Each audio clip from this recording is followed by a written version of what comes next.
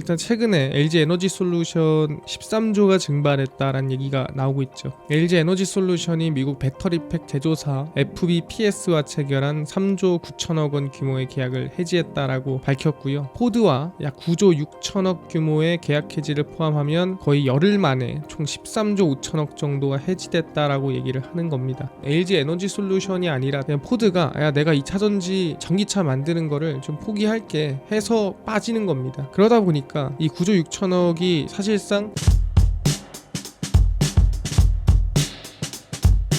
안녕하십니까 신사임당 구독자 여러분들, 온더블 투자자분의 김동석 운용역입니다. 2026년도에 어디에 투자하고 또는 내가 알고 있는 이 산업은 어느 방향으로 갈지 궁금한 부분들이 많을 것 같습니다. 그래서 2026년도를 밝히기 위해 영상을 준비했으니까 영상 끝까지 천천히 따라와 주시길 바라겠습니다. 그럼 오늘 1부 시작하겠습니다. 2차전지가 최근에 좀 좋지가 않은 상황인데 2차전지를 앞으로 어떻게 해야 될까 궁금한 분들이 많은 것 같아요. 그래서 천천히 좀 정리를 해드릴까 합니다. 최근에 나온 악재들이 좀 있습니다. 계약이 해지가 됐다. 근데 그 계약 해지된 게 한 개가 아니라 뭐 두 개다. 그렇게 해서 총 10조가 넘는다. 이런 말이 나오는데 사실 이 부분들이 과연 우리가 진짜 우려할 부분들인가? 이 고민을 좀 해봐야 됩니다. 그럼 하나하나 좀 보겠는데 일단 최근에 LG 에너지솔루션 13조가 증발했다라는 얘기가 나오고 있죠. 사실 이 규모만 보면은 상당히 좀 공격적이에요. LG 에너지솔루션이 미국 배터리팩 제조사 FBPS와 체결한 3조 9천억 원 규모의 계약을 해지했다라고 밝혔고요. 포드와 약 9조 6천억 규모의 계약 해지를 포함하면 거의 열흘 만에 총 13조 5천억 정도가 해지됐다라고 얘기를 하는 겁니다. 네, 여러분들이 아셔야 될 거는 이 포드에서 나오는 이 9조 6천억 규모는 이 포드가 힘들어서 포기하는 거예요. 그러니까 차라리 우리가 문제되는 건 뭐냐면 LG 에너지 솔루션이 아니라 다른 데로 가야지. 이건 정말 큰 문제거든요. 근데 그냥 포드가 야 내가 2차전지 이 전기차 만드는 거를 좀 포기할게 해서 빠지는 겁니다. 그러다 보니까 이 9조 6천억이 사실상 LG 에너지 솔루션 잘못은 아니라는 거. 그 다음 추가로 얘기할 거는 이 9조 6천억이라는 게 2027년도부터 잡힐 매출입니다. 그 아직 영원 단 1원도 잡히지 않았다라는 부분이다 보니까 약간 컨센서스에서 조금 빠지는 거지 실질적으로 이 실적이 나온 거에 대해서 취소가 되거나 또 여러 가지 문제가 생기는 건 아니다 얘기를 해볼 수 있을 것 같습니다. 그래서 이 포드는 사실상 이 대형 픽업 트럭으로 전기차를 만들겠다는 전략 자체가 좀 실패한 전략이다. 전기 트럭 같은 경우에는 실제 뭘 실더라도 멀리 못 가고 그 다음에 뭐 정말 사막을 달리거나 그럴 때도 전기를 충전할 때도 없고 그래서 미국에서 이 전기 픽업 트럭을 쓴다는 건 사실상 이 사이버 트럭은 그냥 이쁘니까 쓴다 이건데 포드는 효율성으로 가는 거거든요. 근데 효율성으로 가려다 보니까 전기는 안 먹혔다 이렇게 보시면 될 것 같습니다. 근데 이제 이번에 FBPS 배터리 사업 철수에 따라 또 이번 지난해 4월에 체결한 전기차 배터리 모듈 공급 계약도 해지가 됐습니다. 그러니까 포드랑 해지를 하고 또 FBPS랑 또 해지가 된 거다라고 보시면 돼요. 다른 계약이 해지가 된 거다라고 생각하시면 될 것 같고요. 그래서 전체 계약액 27억 9,500만 달러 가운데 이미 이행된 물량 1억 1,000만 달러를 제외한 잔여분이 해지가 됐다라고 생각하면 될 것 같습니다. 그럼 포드는 이해가 됐습니다. 이 포드가 픽업 트럭을 이용한 전기차를 만들겠다는 전략이 실패했다라는 거 확인했는데 그럼 이건 뭔가요? 라고 물어볼 수 있을 것 같아요. 이거에 대해서도 조금 자세하게 여러분들이 알 필요가 좀 있다라고 저는 생각을 하고요. 그래서 FBPS의 현실입니다. LG 에너지 솔루션이 이제 자동차 사업분의 특정 OEM 팀, 그러니까 뭐 포드나 GM이나 뭐 그런 쪽이 아니라 신시장 팀에서 주도한 프로젝트입니다. FBPS가 이제 계약을 체결한 거는 이게 뭐냐면 우리가 생각하는 승용차, 뭐 안에 들어간 픽업 트럭 뭐 이런 게 아니라 상용차, 바로 대형 버스나 실제 이 상업용 트럭에 대해서 이 전문 패커를 대상으로 셀과 모듈을 공급하는 비즈니스였습니다. 그러니까 새로운 시장을 한번 뚫어보자 뭐 그런 것들 중 하나였고 원래 주로 가던 길은 아니었다라고 얘기를 하는 거예요. 그럼 여기서 문제는 뭐냐면 보통 이제 배터리를 공급하거나 모듈을 공급을 한다고 했을 때 이들을 위해서 공장을 따로 만들거나 또 증설을 했는데 그냥 취소가 돼서 그 라인에 대해서 증설한 부분이 손해로 잡히면 그거만큼 잘못된 게 없거든요. 근데 기존에 보유한 공용화 라인의 가동률을 높이기 위한 일환으로 진행된 과제입니다. 그러니까 이거를 위해서 더 만든 게 아니라 그냥 있던 거를 조금 더 한번 가동률을 올려볼까 해서 계약을 따온 거지, 그들을 위한 이 라인을 증설하거나 하지는 않았다라는 거죠. 그래서 계약이 해지되더라도 라인 가동이 중단이 되거나 유휴 설비가 발생하는 리스크는 없다라고 생각하면 됩니다. 그래서 사실상 그래서 계약 해지된다는 거는 그냥 계약이 해지다라고 보시면 됩니다. 여기에 대해서 손해가 생기거나 또는 이 장비에 대해서 돈이 투자가 들어갔는데 그 돈이 날아가거나 그런 거는 없어요. 근데 궁금한 거는 그러면 3조 수주받았던 건 없어지잖아요. 그럼 그거는 실적에 반영되는 거 아닙니까? 이거는 뭐 미래의 실적도 아니고 지금 2024년도 5년도 계속 수주 들어오던 건데 이거는 좀 문제 있는 거 아닙니까? 라고 물어볼 수도 있어요. 근데 이거에 대해서도 설명드리면 2024년도 2분기 계약 체결 이후 현재까지 발생한 누적 매출액이 약 1,000억 원입니다. 그러니까 계약을 3조를 맺었는데 지금 1년 동안, 1년도 아니죠, 1년이 넘는 기간 동안에 들어온 돈이 1,000억밖에 안 돼요. 그러니까 사실상 이 계약 자체가 지금 엄청나게 느리게 이행되고 있는 상황이다라고 보시면 됩니다. 그래서 2026년 이후에 주요 매출 계획에 애초에 크게 반영돼 있지가 않았습니다. 왜냐하면 지금 1년 반 동안에 돈이 한 1,000억밖에 안 들어왔는데 지금 이거를 예를 들어 4년 5년을 해도 지금 5,000억이 될까 말까 지금 이런 상태거든요. 근데 이게 과연 2026년도에 얼마나 영향을 줄까? 사실 여러분들이라고 해도 이거를 진짜로 뭐 큰 규모로 적어 놓을 수 있을까요? 당연히 못 적어 놓겠죠. 그래서 사실 2026년도 매출 계획에는 상당히 미미했다라고 보시면 될 것 같고요. 그래서 기존에 보유한 공용화 라인의 가동률을 높이기 위한 부분이었기 때문에 손해는 없고 수익도 크지 않았고, 그래서 그냥 애매했어요. 애초에 이 입지 자체가. 그래서 이 자산 손상 처리도 없는 상태고, 그래서 말씀드리는 거는 앞으로 실적에 대한 전망치도 이것 때문에 수정할 건 별로 없다라고 보는 게 맞고요. 그 다음에 여기서 추가적으로 손해볼 것도 없기 때문에 이번에 그냥 규모만 큰 거예요. 3주 규모다라고 하지만 이거는 그냥 보여주기 식으로 있었던 거였는데 그냥 날아갔다라고 생각하면 될 것 같고요. 사실상 이제는 정말 2차 전지에 대해서 집중할 기업들만 남고, 이제는 2차 전지에서 어려운 기업들이나 좀 이 손해가 날 것 같거나 좀 수익을 못 낼 것 같다 하는 기업들은 뒤로 좀 빠지는 시기다라고 생각하시면 될 것 같아요. 제가 전에 얘기했지만 스마트폰과 비슷하다라고 생각하시면 될 것 같아요. 우리가 옛날에는 사실 스마트폰이라 그러면 정말 다양하게 많았거든요. 우리 블랙베리, 노키아, 뭐 아니면은 우리가 뭐 스카이도 있었고요. 다양한 LG도 있었고요. 스마트폰들이 정말 많았는데 지금 어떻게 됐죠? 결국에는 애플이랑 그 다음에 삼성전자 두 개밖에 안 남았습니다. 그 이유는 뭐냐라고 한다면은 그 나머지 것들은 버티고 버티다가 결국엔 수요가 나오지 않고 또는 효율이 안 나오고 하다 보니까 결국엔 자기가 잘하는 쪽으로 결국에는 빠지는 거예요. 마찬가지거든요. 전기차 같은 경우에도 모두가 잘하고 싶어 하고 모두가 성공해 또는 성장해 보이고 싶어 하지만 말처럼 쉽지 않습니다. 아까처럼 지금 전기차가 뭐 1,000km 이상 달린다 그럼 모르겠지만 그렇지 않으면 뭐 픽업 트럭 입장에서는 효율성을 따지기는 힘들거든요. 그러다 보니까 이제 자기 입지를 좀 찾으러 슬슬 빠지고 있는 상황이다. 그래서 메인들만 아마 전기차에 남지 않을까 생각을 하고 있습니다. 아, 그렇구나. 그럼 앞으로 2차 전지는 어떻게 될까에 대해서 조금 더 자세하게 알아보면은 일단 단가 자체는 지금 어느 정도 유지가 되고 있습니다. 그래서 과거 우리가 1년도에서 2년도로 단가가 크게 상승할 때를 생각해 보면은 그 당시 이제 인플레이션이 터지고 그다음에 전기차에 대한 수요가 엄청 늘어나면서 단가 상승세가 좀 일어났습니다. 단가 상승이 일어나면은 안 좋은 게 뭡니까? 당연히 전체적인 이 배터리 가격부터 시작해서 전기차 가격이 올라가게 됩니다. 그래서 실제 2022년도 전기차 생각해 보면은 가격이 엄청 비쌌어요.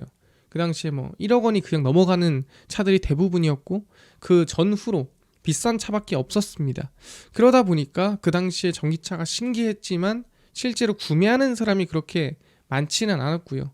그래서 2023년도 그 당시에 단가가 갑자기 쭉 떨어지면서 이 당시에 이제 인플레이션이 어느 정도 해소가 되면서 단가 하락세가 이어졌고, 그러면서 이제 배터리 가격도 쭉 떨어졌는데, 근데 배터리 가격이 떨어지면 좋은 게 뭐냐면은 당연히 이 전기차에 대한 들어가는 배터리 가격 자체도 떨어지니까 어느 정도 이 전기차 가격이 점점점 내려갈 수 있는 그런 구간이 만들어집니다. 그러니까 우리가 흔히 캐즘이라고 하는 이 둔화 구간을 좀 이겨낼 수 있는 구간으로 가는 그런 과정 중 하나라고 볼 수가 있거든요.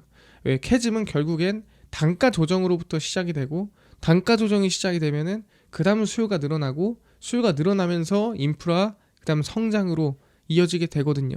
근데 이제 단가 조정이 일어났을 때 우리가 조심해야 될 부분은 바로 이 재고평가 손실입니다. 그 이전에 좀 비싸게 이 높은 가격일 때 만들어 놓은 배터리들이 있을 거예요. 근데 그 배터리들 같은 경우에는 상당히 비싸단 말이에요. 근데 지금 만들면 얼마예요? 엄청 싸죠. 적어도 3분의 1 가격입니다. 그러면은 그 3분의 1 가격으로 만든 가격으로 지금은 과거 만든 것도 책정을 해야 돼요. 그러니까 100만 원에 만들었어도 지금 만들면 30만 원이면 30만 원에 책정을 해야 돼요. 그럼 70만 원은 평가 손실로 빠집니다. 그러니까 이거는 진짜 손실 난 건 아닌데, 지금 평가해 보니까 100만 원이 아니라 30만 원이니까 70만 원은 어쨌든 지금 평가로 봤을 때는 손실이잖아. 그래서 재고평가 손실로 빠져야 돼요. 그럼 빠지게 되면은 2차전지 기업들이 전체적으로 그 손실만큼 마이너스가 찍히는 거죠. 그래서 계속 23년, 24년이 안 좋았던 거거든요. 근데 이제 2025년, 2026년 오니까 이제 어떻게 됐습니까? 단가가 안정화가 나오고, 그다음에 점점 더 2차전지 배터리 사용하는 데가 늘어나고 있죠. 그러다 보니까 단가는 어느 정도 조정이 끝났고, 그럼 이제는 저는 이제 구조적으로 2차전지가 성장하거나 올라올 만한 시기가 왔다라고 저는 생각을 하고 있습니다. 근데 그 안에서는 당연히 소음이 나올 수밖에 없어요. 왜 수요가 폭발한다 그러면 모르겠지만 이제 천천히 바닥 찍고 올라오는 구간에 와 있습니다. 그러다 보니까 지금 웬만한 조금 어렵다 버티던 기업들은 조금 빠져나갈 수 있는 거고, 그게 아니라 메인에 있는 기업들은 이제 조금 좀 돈 벌어볼까, 성장해볼까 하는 구간에 저는 왔다라고 생각을 하는 거죠. 그래서 얘기를 하자면, 저희가 캐즘으로 보자면 이 초반에 이 2차전지 전기차에 대한 기대감이 확 커서 수요가 확 몰렸다가 단가 너무 비싸니까 단가가 떨어지고, 이 단가에 대해서 바닥을 찍고, 이제 조금 이 전기차 그 다음에 뭐 ESS 로봇 하면서 수요가 이제 막 늘어난 시기거든요. 그래서 단가 조정이 끝나고 인프라 깔리고 이제 수요가 늘어나는 시기가 와야 이제는 뭐가 이 캐즘을 이겨낸 실제 성장이 이뤄지는 겁니다. 근데 전기차 또는 뭐 ESS 로봇 떠나서 2차 전지가 성장할 수 있을까요? 네, 충분히 저는 성장할 가능성이 높다라고 생각이 듭니다. 그러다 보니까 지금 이 캐즘을 이겨내는 구간이고, 캐즘을 이제 슬슬 벗어나려고 하는 구간이다. 그럼 여러분들도 지금 2차 전지가 이 구간에 와 있다라고 생각하고 대응하는 게 맞다라고 생각이 듭니다. 근데 이거를 이겨낼 수 있을 만한 제가 수요는 어디라고 했죠? 그 수요처들은 바로 여기라고 말씀드립니다. 여기 보면은 이제 이게 데이터 센터. 우리가 데이터 센터에 들어가는 이제 배터리는 뭐가 있죠? ESS라고 해서 데이터 센터에 이 전기를 일정하게 공급시켜 줄 수 있는 배터리 ESS가 에너지 저장 장치가 필요하고요. 추가적으로 우린 전기차에 당연히 2차 전지 이 배터리가 들어가야 되고요. 그 플러스로 이 지금 이 로봇들에 들어가는 것도 다 배터리라고 생각하시면 될 것 같아요. 그래서 결국에는 지금 눈에 보이는 것만 해도 옛날에는 전기차 배터리밖에 없었다라고 하지만, 앞으로는 이제 이 데이터 센터, 로봇, 전기차 등등등 들어가는 배터리가 많아진다. 그만큼 전력도 많이 먹고 전력의 이 안정화 상당히 중요하거든요. 그러다 보니까 메인으로 슬슬 올라오지 않을까 생각을 합니다. 근데 이제 과거처럼 막 4개월, 5개월 만에 10배 오르고 막 이러지는 않을 것 같고요. 정말 긴 기간 동안에 한 1, 2년 넘는 기간 동안에 우상향하는 모습을 보이지 않을까 생각을 하고 있습니다. 그래서 저희가 이제 결론 내자면 LG 에너지 솔루션의 계약 해지는 2차전지 전체적으로 안 좋은 이슈입니다. 당연한 얘기예요, 이거는. 그지만 큰 영향을 주지는 않을 것 같아요. 아까 얘기한 대로 포드 부분에서도 그냥 포드가 잘못한 거고, 이번에 FPBS 같은 경우에도 이제 규모 자체가 3조라고 하지만 실질적으로 수익을 줄 만한 또는 단기간에 돈을 줄 만한 그런 사업은 아니었다 얘기를 했고요. 그래서 2차 전지의 가장 큰 문제는 단가와 수요였는데, 단가는 이미 해결이 됐고요. 수요는 2026년 갈수록 아마 아까 얘기한 대로 ESS 로봇, 전기차 중심으로 저는 늘어날 가능성이 높다라고 생각하고요. 과거 전기차에 국한됐던 2차 전지 수요가 ESS 로봇까지 늘어나고 있는 상태입니다. 그래서 2차 전지 기업을 가지고 있다 또는 ETF를 들고 있다라고 한다면 저는 1년 이상 좀 중장기적으로 우상향한다 보고 가져가는 게 맞지 않나 생각합니다. 개인적으로 저는 캐즘을 이겨내고 있는 구간이다라고 보고 있으니까 같이 좀 집중해서 보시면 될 것 같고요. 기회가 되면은 또 중간 점검하러 오도록 하겠습니다. 네, 2부 시작하겠습니다. 2부는 2026년 삼성전자, 이건 꼭 알고 가세요. 그래서 삼성전자에 대해서 우리가 1년 모든 플랜을 볼 수는 없겠지만 단기적으로 꼭 알고 가야 되는 부분에 대해서 정리를 좀 해드리려고 합니다. 그래서 정리를 좀 해드리면은 첫 번째가 삼성전자 연초 4분기 잠정 실적 발표입니다. 우리가 지금 삼성전자에 대한 기대감이 엄청나게 커요. 삼성전자 실적이 되게 좋게 나올 거다라고 보거든요. 왜 그러냐면은 실제 디램이 막 엄청 쏘기 시작한 게 언제냐면은 한 8, 9월부터입니다.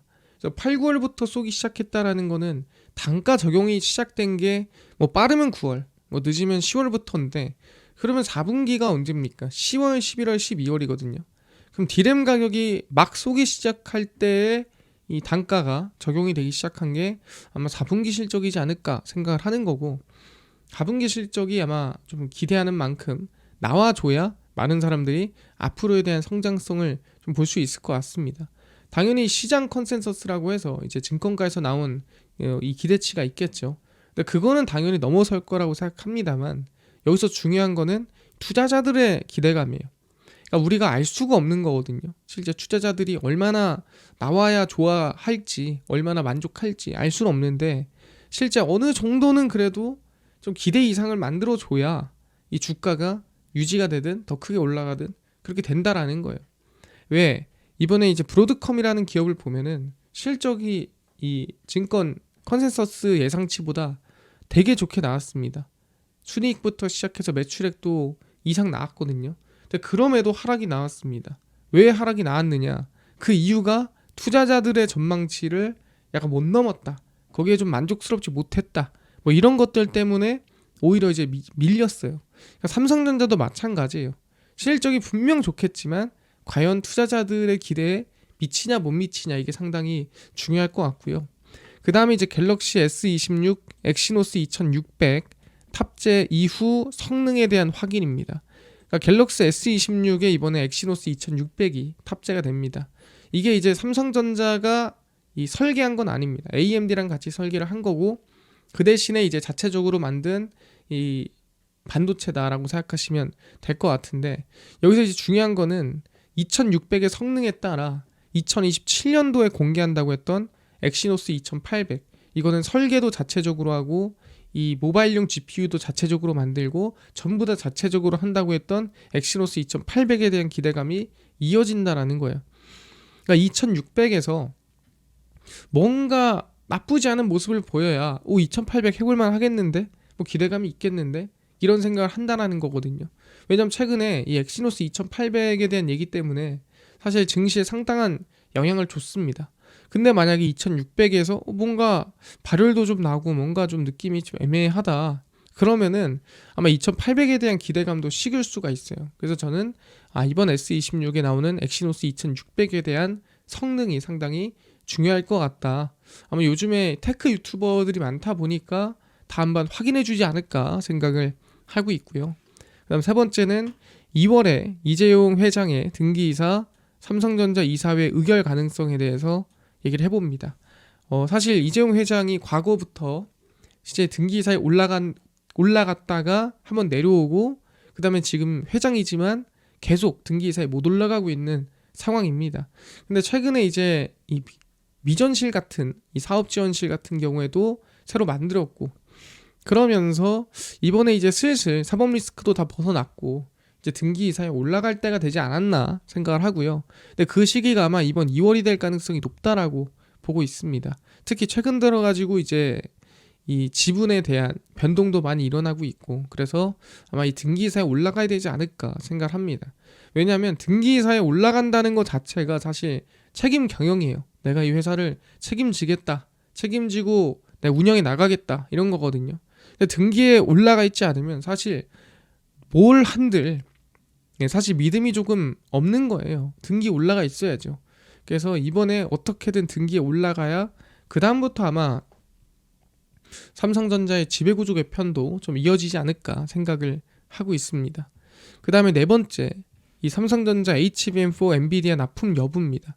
일단 이번에 삼성전자 HBM4를 엔비디아에 납품한다고는 하는데, 그 납품 이후에 점유율이 얼마나 늘어나는지, 그 다음에 그 납품 이후에 엔비디아의 관계가 얼마나 더 좋아지는지, 그 다음에 HBM4 성능에 대해서 뭐 좋다고 하지만 실제로 엔비디아에 넣어보면 만약에 삼성전자 HBM4가 제일 좋아, 그럼 굳이 SK하이닉스 걸 더 쓸 이유는 없거든요. 비중을 조절할 수 있는 부분이고, 그러다 보니까 저는 엔비디아에 납품하고 나서의 이 지금 점유율 HBM4에 대한 입지, 이게 정말 중요하다라고 생각합니다. 지금 제가 적어놓은 이 네 가지가 모두 1분기 이내에 이뤄지는 내용들이에요. 그러니까 꼭 2분기까지, 그러니까 상반기도 아니고 1분기 이내에 해결되는 일들이거든요. 그래서 우리가 무조건 삼성전자에서는 알고 가야 된다. 저거에 따라 정말 이 주가에 대한 방향성도 크게 변할 수가 있다라고 얘기를 하고 있는 겁니다. 그래서 좀 자세하게 좀 확인을 해보자면, 삼성전자의 잠정 실적 발표입니다. 일단 증권가의 예상치보다는 삼성전자 실적 좋게 나오겠지만 투자자들의 기대감이 상당히 높습니다. 그러니까 사람들이 예상치를 되게 높게 보고 있다는 소리죠. 미국의 경우 브로드컴처럼 실적이 좋게 나왔음에도 투자자들의 기대를 충족시키지 못해 하락하는 경우가 있습니다. 그러니까 실적이 분명 괜찮거든요. 근데 그럼에도 주가가 하락하는 경우가 있다라는 거죠. 왜냐면은 투자자들이 이거보다 훨씬 좋게 나올 거라고 생각했는데 또 그만큼은 또 안 나와서 디램 가격 상승 랠리 및 납품 가격 급등 이후 첫 실적 발표입니다. 그러니까 3분기도 좀 애매했고 4분기가 내가 봤을 때는 좀 메인 실적 발표라고 보는 게 맞아요. 그래서 상당히 중요한 지표다라고 보시면 될 것 같습니다. 그래서 삼성전자 잠정 실적 발표 이후 아마 SK하이닉스까지 실적 발표가 이어지기 때문에 아마 영향을 좀 주지 않을까. 충분히 뭐 긍정적으로 줄지 또는 부정적으로 줄지 모르겠지만 그 영향을 좀 봐야 될 것 같다 말씀을 좀 드리겠습니다. 그 다음에 이제 추가적으로 볼 거는 이재용 회장의 등기이사 복귀입니다. 제게는 이 회장이 삼성 책임 경영의 마지막 열쇠로 평가받는 등기이사에 복귀할지 여부를 주목하고 있습니다. 그래서 책임 경영을 하려면 등기이사로 올라가야 돼요. 근데 내가 뭐 올라가고 싶다고 올라갈 수 있는 건 아니니까. 이 회장은 2016년 10월 임시주주총회에서 사내이사로 선임이 됐지만 국정농단 사건에 연루된 이후 2019년 10월 재선임 없이 임기가 종료가 됐습니다. 그러니까 그 다음부터 계속 등기이사로 못 올라가고 있던 상황입니다. 근데 2월 이사회에서 이 회장의 등기 임원 복귀 여부에 대해 결정이 나올 가능성이 높다라고 보고 있고요. 그 이유가 최근에 많은 변화가 있어서 그렇습니다. 얘기했지만 우리 정현호 부회장 같은 경우에도 사업지원 TF에서 내려왔고요. 박학규 실장이 다시 올라가게 됐고, 그 다음에 이제 우리가 미래전략실이라고 불리는 이번에 사업지원실이 정식으로 올라가게 됐고, 근데 그 사업지원실에 있던 사람들이 전부 다 미래전략실에 있던 사람들인데 거기에 메인급들, 거기서 책임자들은 다 이제 이 사법 리스크가 있다 보니까 다 빠졌어요. 근데 마지막 사법 리스크가 있음에도 자리에 있던 사람이 정현호 부회장이었는데 그 정현호 부회장도 사라졌습니다. 그럼 박학기부터 시작해서 쭉 깔려있는 사람들이 다 뭐냐면은 그 당시에 있던 메인급 바로 밑에 있는 실무진들이에요. 그래서 그 실무진들이 이번에 사업지원실에 메인급으로 올라왔다라고 보시면 될 것 같고요. 그 이제 뭔가는 하겠다는 소리예요. 그러다 보니까 아마 그걸 하려면 일단 등기사로 올라가고 그 다음부터 아마 진행이 되지 않을까 기대를 가지는 거고요. 등기이사 복귀는 2월 이사회 의결을 거쳐 3월 정기 주주총회에서 결정될 것으로 확인됩니다. 근데 사실 주주총회에서 누가 반대하겠습니까? 이거 자기가 올라가겠다는데 이거 다 동의하겠죠.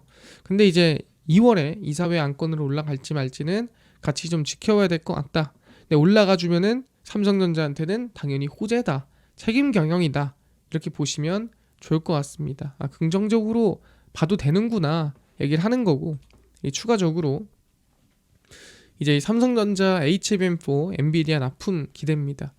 이제 내년에 출시되는 엔비디아 AI 가속기 베라 루빈에 탑재될 이 첨단 고대역폭 메모리 테스트에서 삼성전자 HBM4가 가장 높은 점수를 획득했습니다.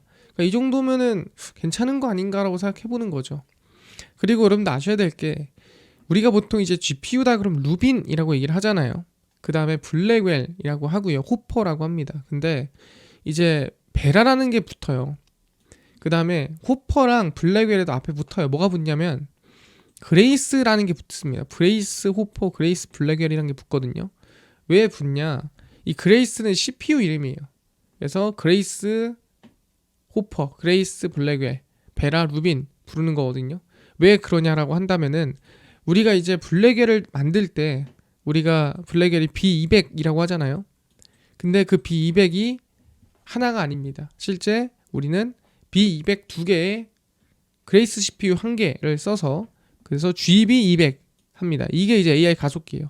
그래서 AI 가속기를 열어보면은 이렇게 넓은 판으로 돼 있고, 여기에 이제 B200, B200 밑에 이제 그레이스 CPU 이렇게 들어가 있습니다. 그래서 옆에 이렇게 여기에 LPDDR 들어가 있고, 여기 옆에 이제 HBM 이렇게 들어가 있고 이렇게 돼 있거든요.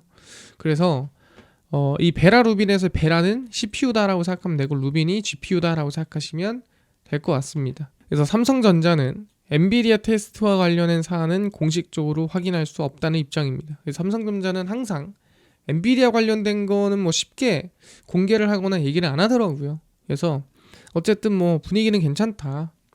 그래서 엔비디아가 요구한 삼성전자 HBM4 공급 물량은 내부 예상치를 크게 웃돈 것으로 전해지고 있고요.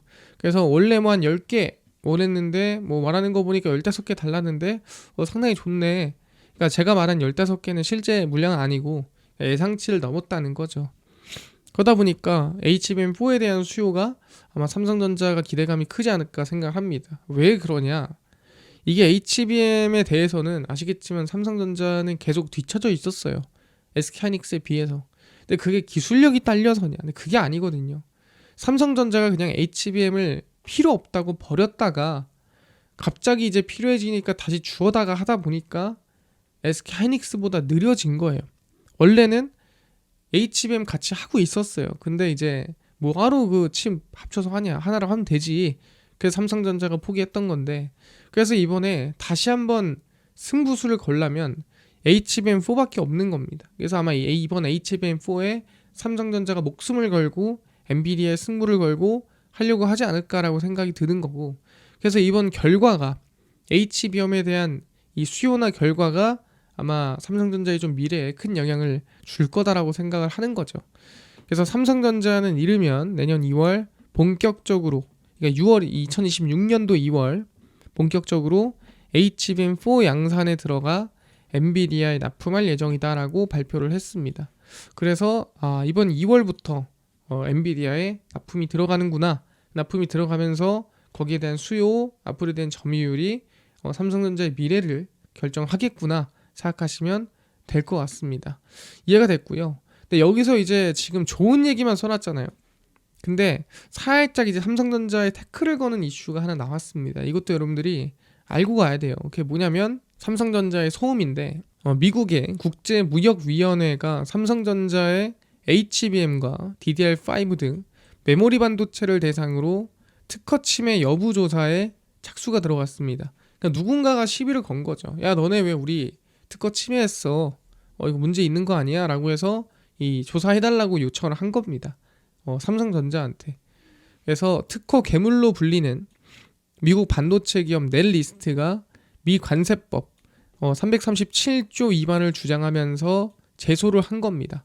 얘네가 삼성전자가 우리 특허를 침해했다. 야, 너네들이 지금 우리 거 지금 뺏었다. 뭐 이런 식으로 얘기를 한 거죠. 그래서 조사를 한번 들어간 겁니다. 그래서 조사 대상에는 삼성전자와 삼성전자 미국 법인, 그 다음에 이제 고객사인 구글까지 포함이 됩니다. 그래서 이번에 어쨌든 조사가 들어가야 돼요. 그래서 조사가 9월쯤부터 시작을 했으니까 아마 1월쯤에는 언제 결론이 난다라고 발표를 할 겁니다.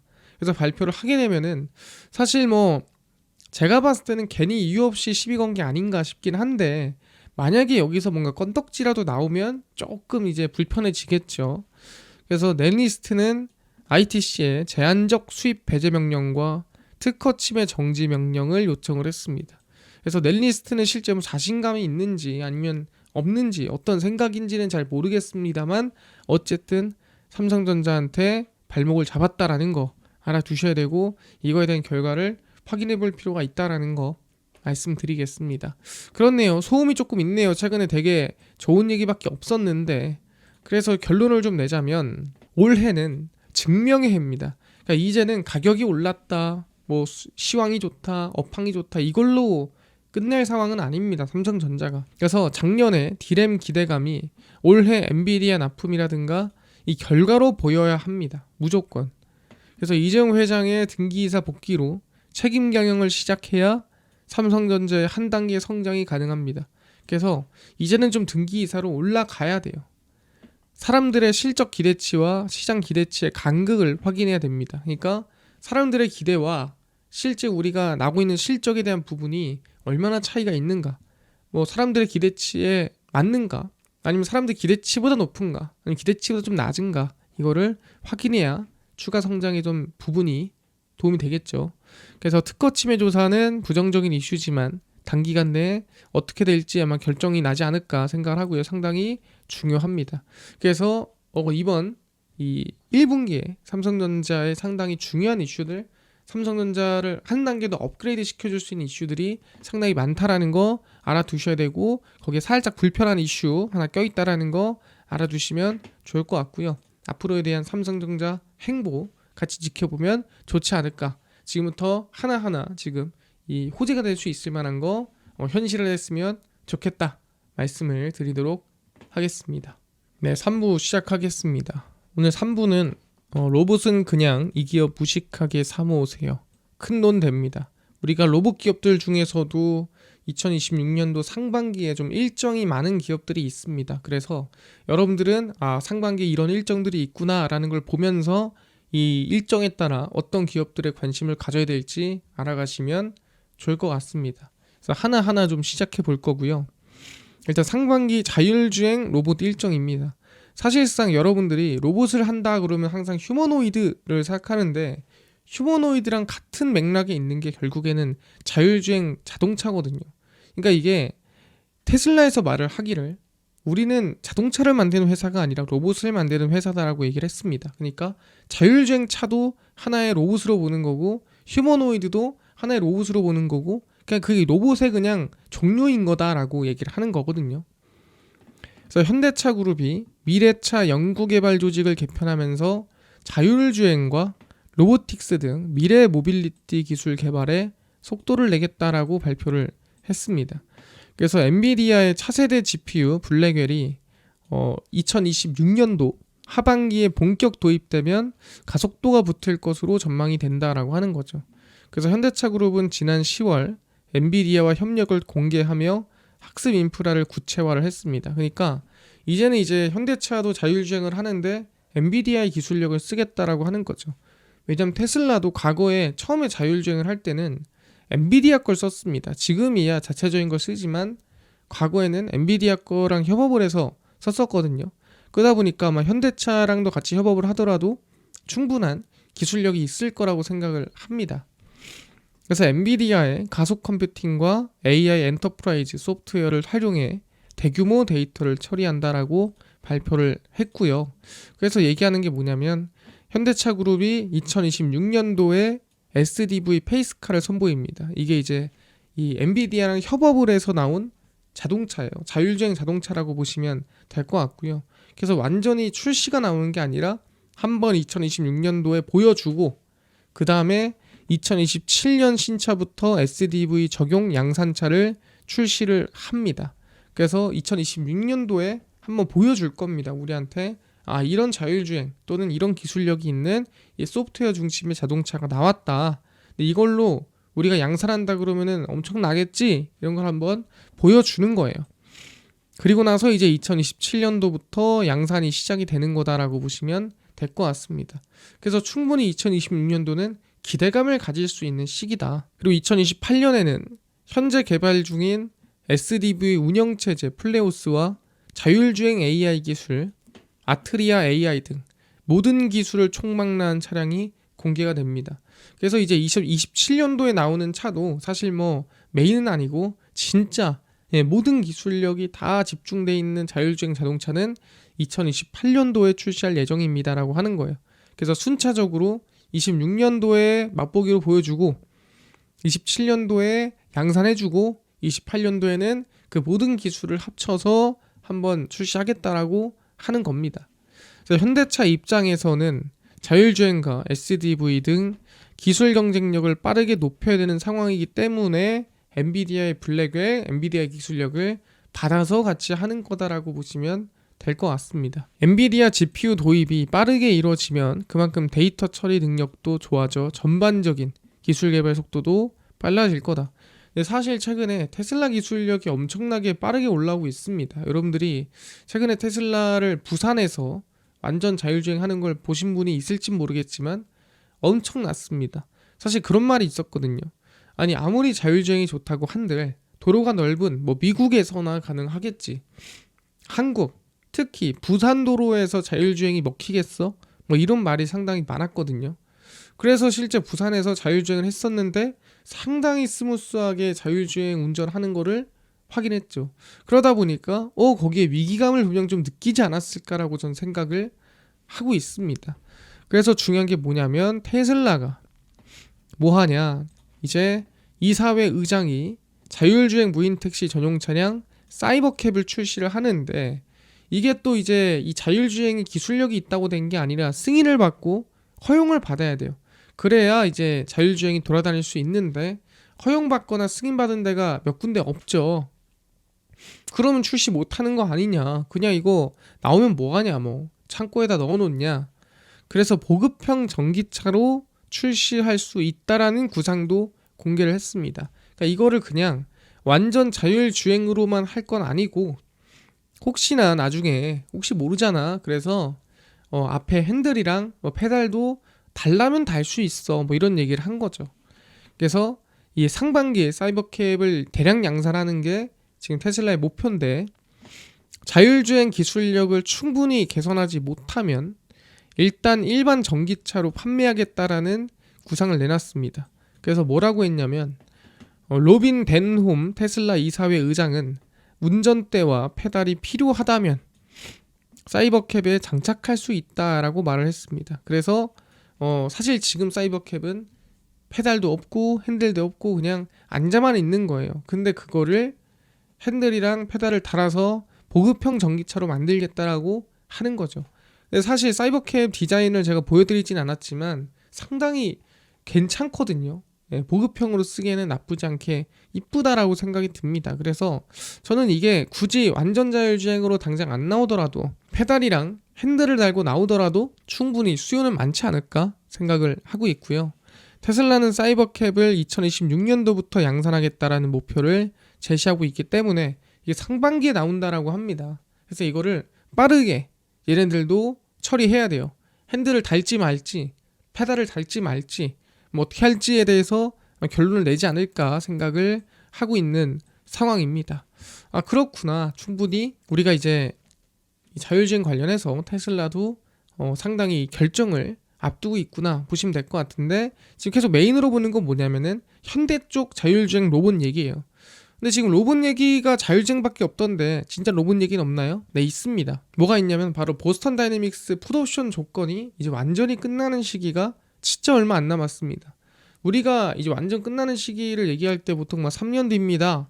뭐 2년 뒤입니다. 맨날 이랬는데 지금 벌써 6개월밖에 안 남았어요. 2021년 6월 공시한 풋옵션 행사 조건을 보면 거래 종결일 2021년 6월 21일부터 4년 이내 보스턴 다이내믹스 상장이 된다. 그러면은 이제 풋옵션에 대한 이 실행할 수 있는 조건이 되는 거거든요. 그래서 2025년도 6월 21일까지 상장이 결정되면 소프트뱅크가 팔 수 있는 거예요. 보스턴 다이내믹스 지분을. 두 번째, 거래 종결일로부터 4년 이내에 상장이 되지 않는다. 그러니까 2025년 6월 21일까지 상장이 안 돼. 그러면은 팔 수 있는 겁니다. 그래서 1번 상장 안 결정됐나요? 안 됐죠. 상장이 되지 않을 경우 안 됐죠. 그래서 충분히 풋옵션을 지금 행사할 수 있는 상황이 됐어요. 근데 소프트뱅크가 따로 하지 않았죠. 왜? 세 번째가 남았습니다. 거래 종결일로부터 5년 이내에 상장되지 않을 경우 5년이면은 2026년도 6월 21일입니다. 그러니까 아직 2026년도 6월 21일이 남은 겁니다. 그래서 아마 2026년도 6월 21일까지 좀 지켜보다가 소프트뱅크가 움직이지 않을까라고 저는 생각을 하고 있고요. 그래서 이 상황에서는 충분히 이제 보스턴 다이내믹스가 기다릴 만한 또는 상장을 좀 준비할 만한 시기가 지금부터 제 생각에는 한 6개월 전후라는 거죠. 그래서 좀 기대감을 가질 수 있는 것도 아마 2026년도 상반기 전후가 되지 않을까 생각을 하는 거고, 여러분들도 관심을 갖고 있어야 된다라는 거예요. 이제는 정말 멀지가 않았다. 그래서 소프트뱅크는 2025년 6월 21일까지 보스턴 다이내믹스가 상장에 성공 아니면 실패하는 두 경우 모두 풋옵션을 행사할 수 있었는데 안 했고요. 세 번째 조건이 남아 있어서 올해 6월까지 보스턴 다이내믹스 상장되지 않으면 아마 그때 풋옵션을 행사할 수 있지 않을까라는 기대감을 가지고 있는 상태입니다. 아니 근데 궁금한 게 보스턴 다이내믹스 이대로 그냥 상장 안 할 수도 있잖아요. 그냥 조금 대기하다가 좀 유지하다가 뭐 나중에 한참 뒤에 상장할 수 있는 거 아닙니까? 굳이 뭐 지금 보스턴 다이내믹스가 꼭 상장을 해야겠어요? 네, 그럴 만한 이유가 있습니다. 왜냐하면 돈이 엄청 많이 들어갔습니다. 누구의 돈이 엄청 많이 들어갔느냐 이게 상당히 중요한데 바로 정의선 회장의 개인 돈이 엄청나게 많이 들어갔습니다. 그러니까 현대차그룹 돈도 아니고 이게 어떤 회사의 돈도 아니고 본인 돈이에요. 정의선 현대차그룹 회장이 로봇 계열사 미국 보스턴 다이내믹스에 지난 4년간 개인 자금만 5,290억 원을 투자했습니다. 그러니까 개인이 뭐 배당받고 뭐 이거저거 한 거 해가지고 돈을 이만큼 넣은 거예요. 그래서 올 2분기에도 그러니까 2025년도 2분기에도 1,250억 원의 추가 투자가 되면서 누적 투자 규모는 한 6,500원 정도 됩니다. 보스턴 다이내믹스에만 6,500억의 돈이 들어가 있는 겁니다. 근데 왜 그만큼이나 넣었겠습니까? 당연히 보스턴 다이내믹스 미국에 상장해서 그 상장한 다음에 나온 돈으로 어떻게든 현금 만들어서 지배구조 개편 끝내려고. 현대모비스가 지금 실질적으로 지주회사가 돼야 되는데 지주회사가 되려면은 지금 기아가 들고 있는 지분이나 이런 거 다 좀 가지고 와야 돼요. 그러려면 현금이 좀 필요하겠죠. 그러다 보니까 그 돈을 만들려면은 뭐 이런저런 어떻게든 뭐 티끌 모아 태산할 수 있겠지만 보스턴 다이내믹스 상장하는 게 가장 옳고 빠르다. 저게 가장 제가 봤을 때는 이 정답이다라고 생각을 합니다. 그래서 제 생각에는 이 정의선 회장의 개인 돈이 6,500억이나 들어간 게 아닌가 생각을 하고요. 그래서 2022년도에 600억 원, 2023년도에 500억 원, 그러다가 갑자기 이제 1,100억 원 하면서 2배씩 늘어났는데 현재로는 총 한 6천억이 넘는 돈이 들어가 있는 상태다라고 보시면 될 것 같고요. 그래서 2026년 6월 전후로는 보스턴 다이내믹스 미국 상장 가속화가 될 가능성이 매우 높다라고 생각을 합니다. 그래서 사실상 지금 상반기에는 자율주행과 로봇이 다 현대차 쪽의 이슈로 몰려 있는데 그거를 조금 밀어붙이는 게 테슬라의 사이버캡이지 않나라고 보고 있는 거죠. 그렇구나. 그러면 충분히 현대차가 이번에 상반기에 로봇이나 자율주행 관련된 언급이나 발표를 할 수도 있지 않을까 생각을 하는데 그럼 어디서 발표를 할까? 또는 가능성이 있을까? 그건 아마 이 신년회에서 할 가능성이 있지 않을까 생각을 합니다. 현대자동차 그룹이 새해 전략을 2026년도 1월 5일 이후에 공개를 할 텐데 아마 정의선 회장의 메시지에 좀 이목이 집중되지 않나 생각을 합니다. 왜 그러냐? 이 현대차 안에 자율주행 메인 부서인 이 포티투닷 이 인수합병한 기업이 있죠. 그 포티투닷의 사장, 그게 송창현 사장인데 그 송창현 전 사장이 사의했죠. 그러면서 지금 어떻게 보면 그 이끄는 사람이 사라졌어요. 그래서 자율주행 기술에 대한 둘러싼 논란이 상당히 많은 상태고 이거를 지금 어떻게든 붙잡아 줘야 되는데 누가? 정의선 회장이. 그래서 아마 수습을 좀 하지 않을까. 그러니까 조용히 그냥 또는 쉬쉬하고 넘어갈 만한 이슈는 아닌 것 같습니다. 그래서 이달 초 이 2026년도 송창현 전 이 차 플랫폼 본부 사장 그리고 포티투닷 대표 이사의 사이로 침체된 연말 분위기인데 이거를 아마 2026년도 초에 좀 풀어줘야 되지 않을까 생각을 합니다. 이거에 대한 불확실성이라든가 이거에 대한 걱정을 좀 해소를 시켜줄 필요가 있어요. 그래서 정의선 회장은 새해 자율주행 기술 차별화를 위한 로드맵을 제시하지 않을까. 자율주행 관련된 얘기, 로봇 관련된 얘기를 제대로 한번 언급해주지 않을까라는 생각을 모두가 하고 있는 상황입니다. 아, 그렇구나. 그래서 결론을 좀 내보자면 2026년 상반기 증시 일정상 자율주행과 로봇 일정이 상당히 많이 겹치는 상황이에요. 이슈가 상당히 많습니다. 방금 전에 다 얘기한 게 상반기 얘기죠. 올해 덜 오른 완성차 관련 기업 중에 현대차가 메인으로 SDV 로봇 이슈 독점 가능성이 매우 높은 상황입니다. 그래서 전력 조선은 사실 대부분 3년 이상 올랐습니다. 그러니까 많이 올랐어요. 그러다 보니까 조금 더 강하게 오르기 위해서라면 좀 단기간 오른 자율주행 로봇은 이제 한 1년 올랐거든요. 자율주행은 뭐 오른 것도 없고 그럼 이제 조금 한번 더 오르지 않을까 생각이 드는 거고 상반기는 현대차 중심의 자율주행 로봇 기업들이 좀 관심을 둬야 되지 않을까 생각을 하고 있습니다. 그래서 현대 오토에버, 현대 모비스, HL 만도, 현대차 이 기업들이 상당히 좀 긍정적으로 흘러갈 수 있지 않을까 생각을 하고요. 여러분들이 로봇에 관심을 가진다면 이제는 좀 실적이 찍히고 실체가 보이고 좀 성장하는 기업이 특히 상반기에 좀 이 일정이 있는 기업들 위주로 아마 움직일 가능성이 있지 않을까라고 생각을 하고 있습니다. 그래서 로봇 기업들 충분히 현대차 중심으로 관심을 가져보면 좋지 않을까 말씀드리도록 하겠습니다.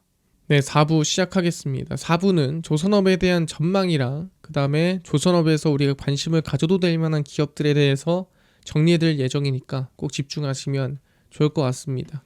그래서 일단 오늘 보여드릴 표가 있는데 일단 이 표가 중요한 게 뭐냐라고 한다면 우리가 이 조선업에 대한 성장이 어떻게 나오게 된 건가, 조선업이 갑자기 주가가 왜 그렇게 오랜 기간 동안에 상승이 나왔나에 대해서 알아볼 필요가 있을 것 같아요. 왜 그거를 알아야 2026년도도 오를까? 아니면 안 오를까?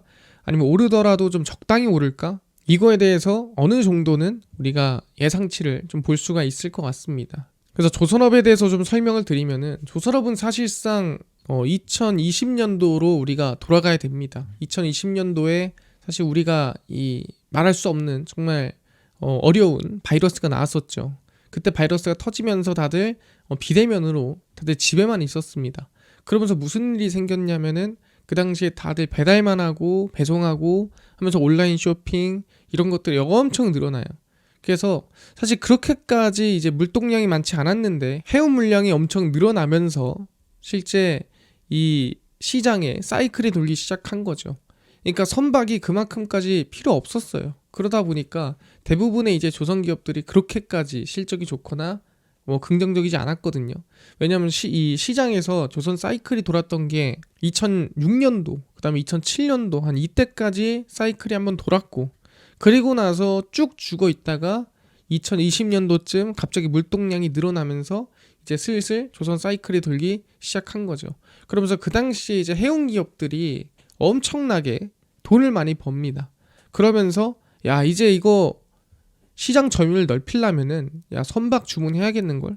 그래서 그 당시에 엄청나게 선박 주문을 많이 넣어요. 근데 중요한 게 뭐냐면 이 선박을 만들 때 들어가는 재료가 뭡니까? 바로 후판이에요. 후판이 뭐냐면은 두꺼운 철판입니다. 근데 그때가 한창 이제 업황이 안 좋을 때다 보니까 배 가격은 엄청 바닥에 있을 때입니다. 우리가 신조선가라고 하는데 배 가격은 바닥인데 후판 가격은 그 당시에 이제 돈을 막 엄청 풀고 하다 보니까 인플레이션으로 철강 가격이 저 높이 있을 때죠. 그러니까 철강 가격은 저 높이, 원가는 저기 위에 있는데 배 가격은 저기 바닥에 있는 거예요. 그러다 보니까 이 배를 지금 당장 만들면 적자인 거죠.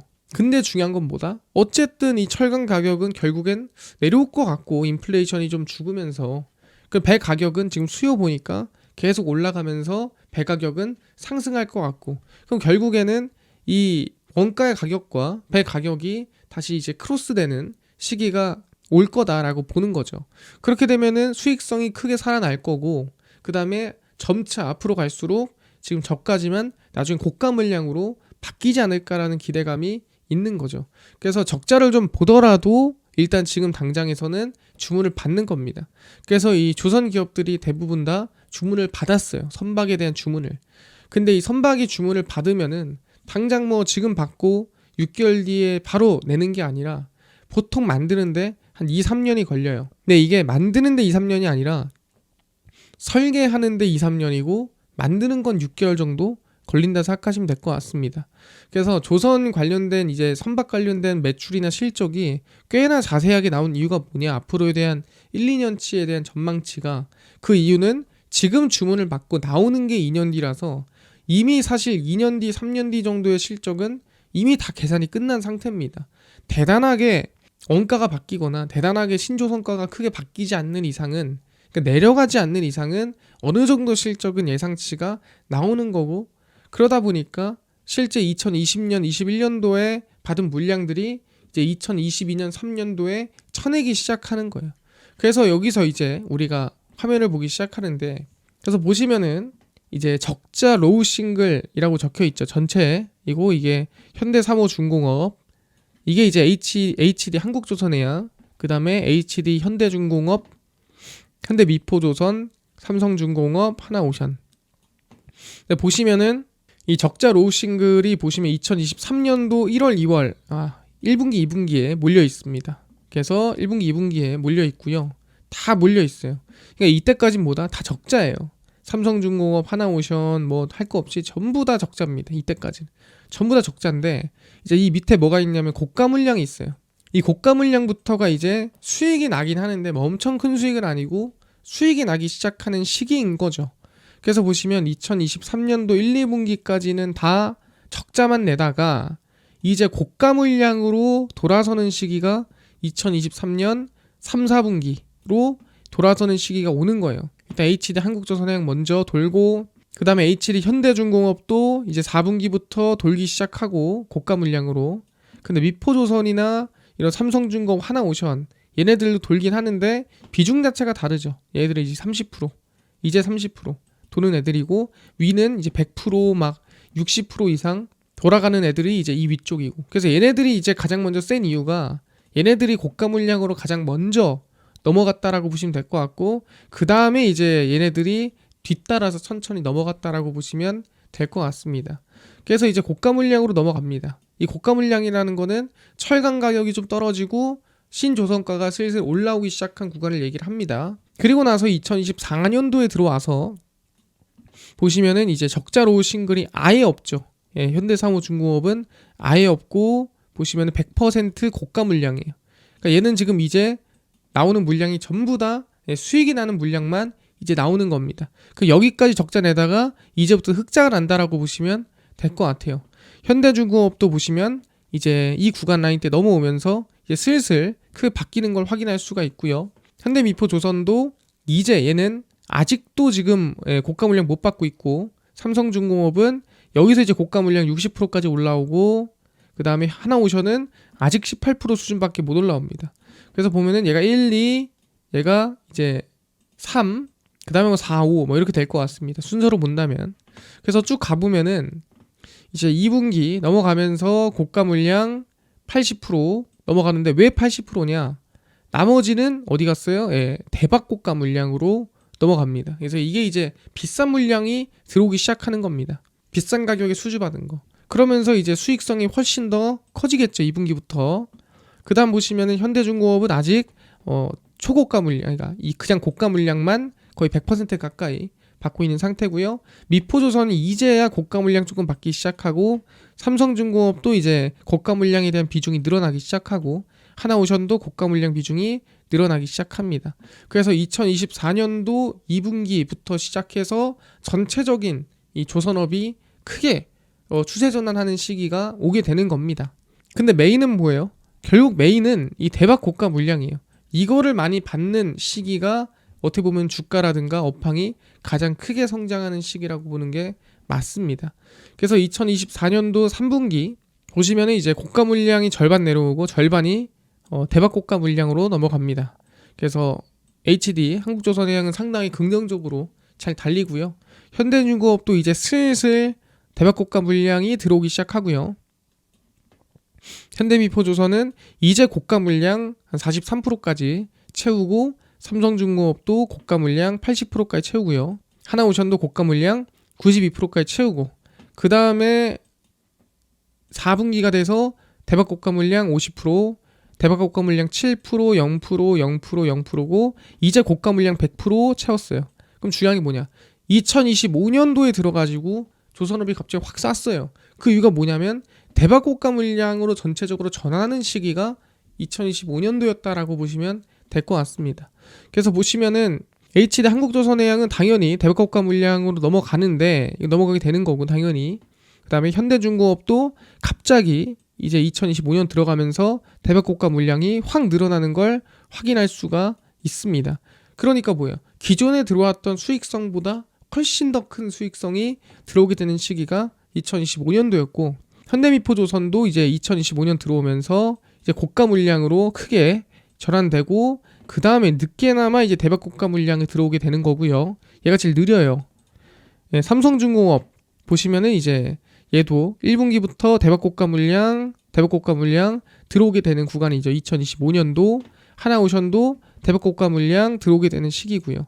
그러다 보니까 대부분이 2025년도에 진입을 하면서 대박 고가 물량에 대한 수요가 늘어나는 시기가 오고, 실적에 대한 이 성장이 나오는 시기가 온다라고 보시면 될 것 같아요.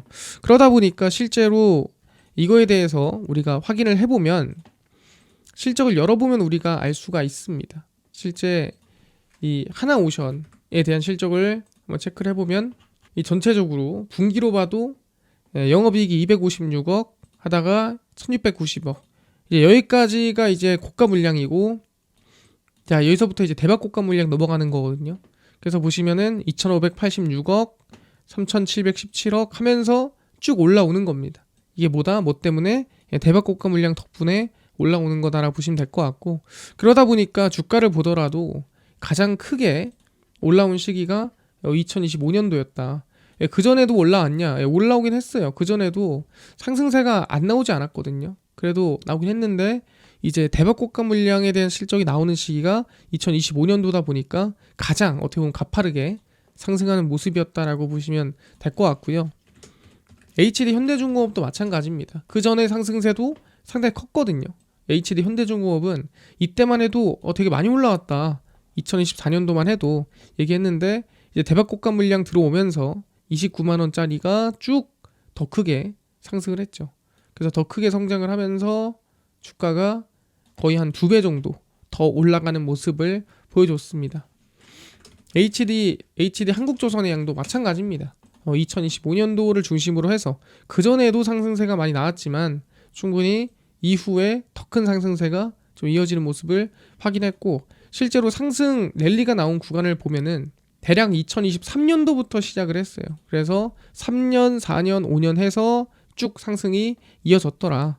그래서 실적을 보더라도 아까 전에 얘기한 대로 2023년도를 기준으로 해서 보시면 2024년도 영업이익 3,900억, 4,900억, 8,500억, 9,500억 하면서 대박 고가가 늘어날수록 실적이 좀 크게 성장하는 모습을 확인할 수가 있었다. 분기별로 말씀을 드리는 부분이고요.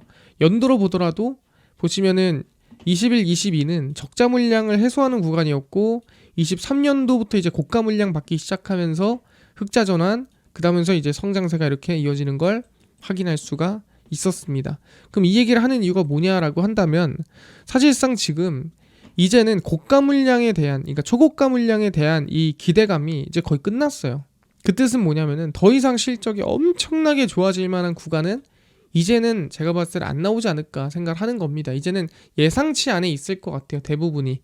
실적이 안 오른다는 게 아니라 실적의 성장이 나오더라도 이제는 예상치 안에서 움직이지 않을까 생각을 하기 때문에 우리가 2025년도에 봤던 엄청난 상승세, 막 거의 2배가 올랐음에도 불구하고 또 2배가 오르는 그런 가파른 상승은 제가 봤을 때는 좀 어려울 수 있고 좀 이제 지지부진하고 조금 완만한 흐름으로 흘러갈 가능성이 있다라는 거. 그래서 여러분들이 조금 조선업이 2026년도도 엄청 재밌을까요? 물어보면은 저는 그렇게까지는 재미는 없을 수 있다. 오히려 좀 지지부진하거나 아니면은 상승이 조금 완만하게 나올 가능성이 있다. 말씀을 드리니까 저는 이제 조선에 대해서 나쁘다 얘기하는 것보다는 조선이 2025년도보다는 2026년도가 재미없는 구간으로 들어갈 수 있다라는 거 알아두셔야 된다 말씀드리고요. 근데 그 안에서 또 우리가 그나마 관심을 가질 만한 기업이 있다면은 대한조선이라는 기업이 있습니다. 이 대한조선이 상당히 이 마진율이 높아요. 그래서 우리가 좀 관심을 가질 만하다라고 생각을 하고요. 2026년에는 2024년 수주한 초고성가 물량 매출 비중이 늘어나면서 높은 이익률이 조금 더 나올 걸로 전망이 되고요. 그 다음에 2023년 90%를 웃돌았던 매출 원가율이 83.2%에서 올해 3분기 75.2%로 하락할 걸로 전망이 되고 있습니다. 그래서 충분히 이제 대한조선에 대한 부분들도 성장세가 저는 이어질 수 있지 않을까 생각을 하기 때문에 대한조선은 실적도 되게 긍정적이거든요. 그래서 보시면은 이 대한조선에 대한 실적입니다. 실적 전망치가 지금 2022년도 저점으로 해서 3년, 4년 그리고 5년도까지 했을 때 실적이 되게 큰 상황인데 거기에 비해서 기업의 주가가 꽤나 이제 별로 안 움직였다라고 저는 생각을 합니다. 그래서 관심은 좀 둘만하다. 지금 구간에서 좀 열어두고 그래서 굳이 조선업에서 우리가 종목을 찾아보자면 대한조선이 좀 전평가된 기업인 것 같다라고 생각을 하니까 관심을 좀 두시면 좋을 것 같다 말씀드리겠습니다. 이렇게 해서 제가 2026년도에 여러분들이 좀 궁금할 만한 업종들 또는 종목들 좀 설명을 드리려고 노력을 했고요. 어떤 게 나쁘다, 어떤 게 좋다 이렇게 얘기를 하기보다는 전체적인 부분에서 뭐가 좀 더 이 자극적으로 그리고 뭔가 좀 더 변동성이 크게 나올 것 같냐라고 물어본다고 한다면은 아까 얘기했던 대로 항상 이 올라온 연차가 얼마 안 되는 기업들 뭐 로봇이라든가 자율주행이라든가 올라온 연차가 2년 이내인 기업들이 더 크게 움직일 가능성이 높다라고 볼 수 있을 것 같습니다. 왜냐하면 3, 4년 이상 올라온 기업들은 조금 지루하거나 아니면 조금 지지부진한 힘이 조금 부족할 수 있다는 거 알아두시면 될 것 같고요. 2026년도는 저희 신사임당 구독자분들 더 대박나고 더 큰 기회가 됐으면 좋겠고 새해 복 많이 받길 바라겠습니다. 그 다음에 시장에 대한 뉴스나 정보 그 다음에 종목들 더 궁금하다 하시면은 저 김동석의 리얼 주식 유튜브에서 제가 또 따로 영상 올려드리고 있으니까 또 유튜브 한번 방문하시고요. 이번 2026년도도 한 해 잘 보내시길 바라겠습니다. 감사하고 신사임당 구독자분들 뵈러 또 한번 찾아오도록 하겠습니다. 감사합니다.